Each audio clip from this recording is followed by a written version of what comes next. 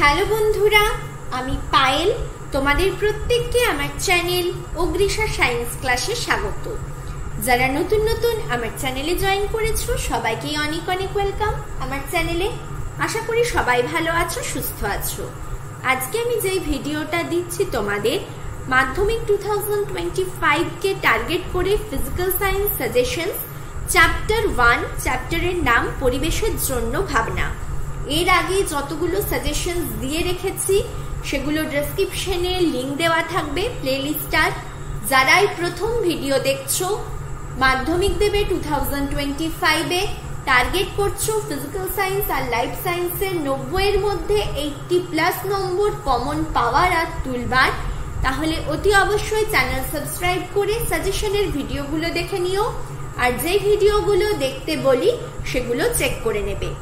Life সায়েন্সে আমার complete suggestions তোমাদেরকে দেওয়া হয়ে গেছে। ফিজিক্যাল সায়েন্স এই চ্যাপ্টারটা আর সেকেন্ড চ্যাপ্টারটা বাকি আছে। আজকে বলে দেব যেগুলো এই চ্যাপ্টারটার থেকে কোয়েশ্চেন আসার সম্ভাবনা খুব বেশি, কমন পাচ্ছ তোমরা এই চ্যাপ্টারটার থেকে।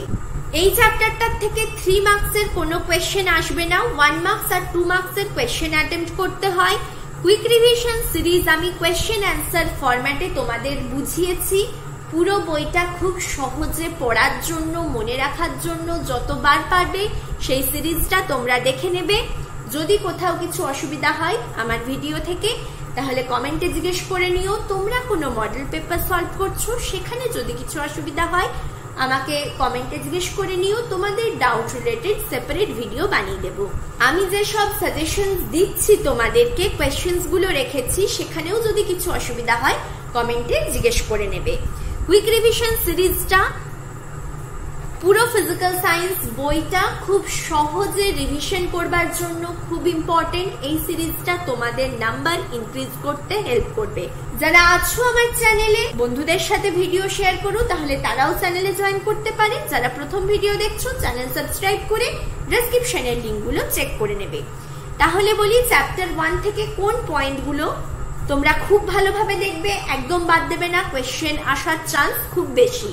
এই চ্যাপ্টারটার থেকে 5 মার্কসের কোয়েশ্চেন আসবে তোমাদের, 1 মার্কসের এমসিকিউ আসবে, 1 মার্কসের 2টো কোয়েশ্চেন অ্যাটেম্প্ট করতে হবে, আর 2 মার্কসের একটা কোয়েশ্চেন অ্যাটেম্প্ট করতে হবে। 3 মার্কসের কোনো কোয়েশ্চেন এই চ্যাপ্টারটার থেকে পাবে না।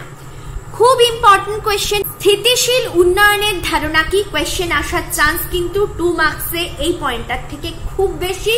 ভালোভাবে পয়েন্টটা দেখবে। বিশ্ব উষ্ণায়ন আর গ্রিন হাউস গ্যাস, এই পয়েন্টগুলো 2025 এর জন্য খুব ইম্পর্টেন্ট। ভালোভাবে এই পয়েন্টগুলোকে কভার করবে। নেক্সট, বায়ুমণ্ডলের স্তরগুলোর মধ্যে কোনটিতে চাপের প্রভাব সব থেকে বেশি, কারণ সহ লেখো। ইম্পর্টেন্ট কনসেপ্ট, এটাও ভালোভাবে দেখবে।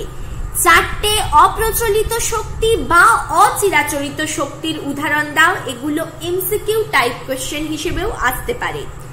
নেক্সট, জোয়ার ভাটার শক্তি কিভাবে কাজে লাগানো হয় সেটা লেখো। কিংবা কোয়েশ্চেনটা এরকম ভাবে একই সাথে দিয়ে দিতে পারে, সৌরশক্তি, জোয়ার ভাটার শক্তি, বায়োফুয়েলের শক্তির একটা করে ব্যবহার লেখো। নেক্সট, ওজোন স্তর ধ্বংসে ইম্পর্টেন্ট পয়েন্ট, NO আর NO2 ভূমিকা লেখো। যখন এর ভূমিকাগুলো লিখবে অতি অবশ্যই রিঅ্যাকশনস গুলো কিন্তু লিখে দেবে।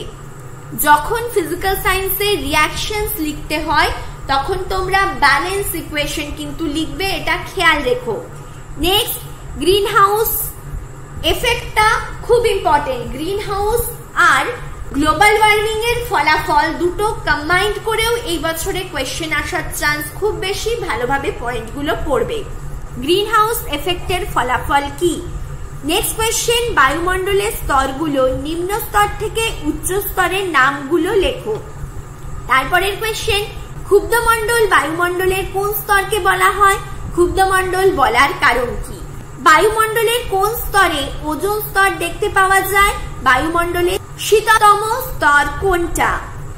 ওজোন স্তর ধ্বংসে CFC এর ভূমিকা সমীকরণ সহ লেখো। ওজোন গহ্বর কাকে বলে, এই কোয়েশ্চেনটাও ইম্পর্টেন্ট। ভালোভাবে পয়েন্টগুলো দেখবে। ওজোন স্তর বিনাশে অংশগ্রহণকারী যৌগ সমূহের উদাহরণ দাও। 1 মার্কসের কোয়েশ্চেন হিসেবে কিন্তু আসতে পারে। যৌগ সমূহ বলেছে, এখানে কার্বন, নাইট্রোজেন, হাইড্রোজেন সমস্ত ধরনের যৌগই তোমাদের এক্সাম্পল গুলো দেখে রাখতে হবে। গ্রিন হাউস বললামই ইম্পর্টেন্ট, ভালোভাবে দেখে রেখো পয়েন্টটা। গ্রিন হাউস এফেক্ট কি, তার ফলাফল কি, গ্রিন হাউসের প্রভাব আর গ্লোবাল ওয়ার্মিং এর ফলাফল কি, কম্বাইন্ড ভাবেও কোয়েশ্চেনটা আসার চান্স খুব বেশি। নেক্সট, ওজোন স্তর ধ্বংসের দুটো ক্ষতিকারক প্রভাব উল্লেখ করো। এমসিকিউ এর জন্য ইম্পর্টেন্ট, গ্রিন হাউস এফেক্টের জন্য দায়ী গ্যাসগুলোর নাম লেখো। জ্বালানির তাপন মূল্য কোয়েশ্চেন আসার চান্স খুব বেশি, ভালোভাবে দেখবে কাকে বলে আর তাপন মূল্যের একক। এগুলো এমসিকিউ কোয়েশ্চেন বা 1 মার্কসের কোয়েশ্চেন হিসেবে এই যে এইরকম কোয়েশ্চেনও আসার চান্স রয়েছে। তাপন মূল্যটাও ভালোভাবে দেখবে, একটা কোয়েশ্চেন দেখতে পাচ্ছ 1 মার্কসের, এককও দেখতে পারো, কিংবা নিম্নের জ্বালানির তাপন মূল্যের অধক্রম অনুযায়ী, অধক্রম মানে বড় থেকে ছোট, সাইনটা গ্রেটার দ্যান হবে, সাজাও। কয়লা, এলপিজি, পেট্রোল, ডিজেল। নেক্সট, 4টি জীবাশ্ম জ্বালানির নাম লেখো, এটাও ইম্পর্টেন্ট বললাম বড় প্রশ্ন হিসেবে। সুস্থায়ী বা স্থিতিশীল উন্নয়নের লক্ষ্যগুলো লেখো। বায়োগ্যাসের ব্যবহারগুলো বর্ণনা করো। সৌরশক্তির ব্যবহারগুলো লেখো। বায়োগ্যাস কাকে বলে, বায়োফুয়েলের ব্যবহার লেখো। মিথেন হাইড্রেট কি, মিথেন হাইড্রেট কি যখন বলবে তার সংকেতটাও দেখে নেবে। মিথেন হাইড্রেটকেই ফায়ার আইস বলা হয়, এই টার্মসটাও মনে রেখো। নেক্সট কোয়েশ্চেন, কয়লা খনির মিথেন ও মিথেন হাইড্রেট আরোহণ পদ্ধতি সম্পর্কে উল্লেখ করো। তারপরের কোয়েশ্চেন ইম্পর্টেন্ট কোয়েশ্চেন, আসার চান্স বেশি মাধ্যমিকে। গ্রিন হাউস গ্যাস নির্গমন হ্রাসে কি কি উপায় অবলম্বন করা যেতে পারে তা সংক্ষেপে বর্ণনা করো। আজকে আমি তোমাদের ফার্স্ট চ্যাপ্টারটা সাজেশনস দিয়ে দিলাম, যেগুলো স্টার মার্ক দিলাম, সেখান থেকে কোয়েশ্চেন আসার চান্স কিন্তু খুব বেশি। যতগুলো কোয়েশ্চেন সাজেশনে রেখেছি প্রত্যেকটাই পাচ্ছ কিনা দেখবে। পুরো বইটা সহজে মনে রাখতে কুইক রিভিশনের সিরিজটা যতবার পারবে ততবার দেখবে। আজ এখানেই ভিডিও শেষ করছি, ভালোভাবে পড়ো। Thank you for watching.